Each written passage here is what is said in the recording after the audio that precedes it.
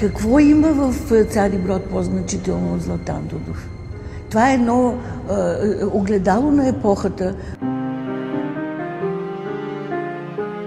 I zato je taj film danas još tako dragocen. Znači, Kule vampe i dan danas se emituje u bioskopima u određenim prilikama. Po svojim sinematičkim dostignućima zaslužuje da se nalazi i u raznim anketama među 100 najboljih, pa čak i među 20 najboljih filmova svih vremena. Цариброд си има един дълг да от Дудовата къща направи нещо, един смислен киномузей.